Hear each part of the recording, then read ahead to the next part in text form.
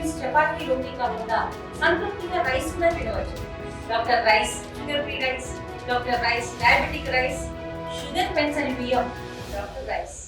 ఆంధ్రుల ఆరాధ్య దైవం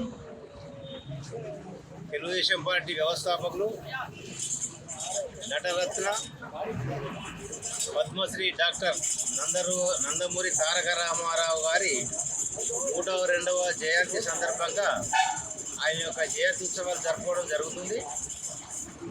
మరి ఏంది ఆయన యొక్క విశిష్టత అంటే, ఎన్టీ రామారావు గారు బడుగు బలహీన వర్గాలకు, వెనుకబడిన తరగతి వాళ్లకు, వాళ్ళ యొక్క అభివృద్ధికి పునాది ఎన్టీ రామారావు గారని నేను ఈ సందర్భంగా మనం చేస్తున్నా.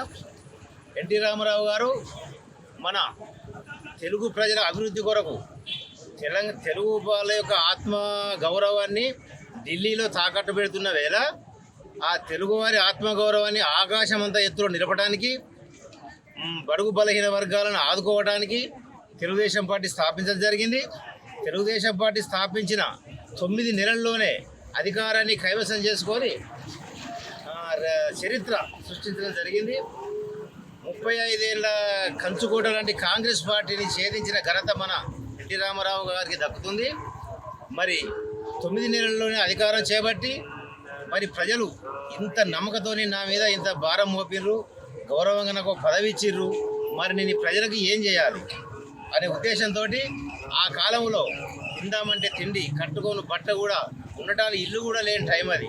అందుకొరకు మనిషికి బ్రతకడానికి కనీస అవసరాలు, ఒకటి తినడానికి తిండి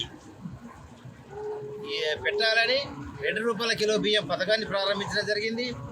తర్వాత ఉండటానికి ఒక నీడ అని చెప్పి పక్కా ఇళ్ళ నిర్మాణం గృహ పథకం ప్రవేశపెట్టడం జరిగింది.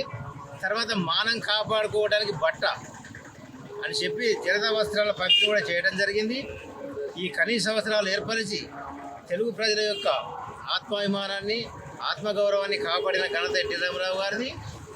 రాబోయే రోజుల్లో తెలుగుదేశం పార్టీని గెలిపించుకొని మన యొక్క అభివృద్ధిని చాటుకుందామని చెప్పి మనం చేస్తూ ముగిస్తున్నాం.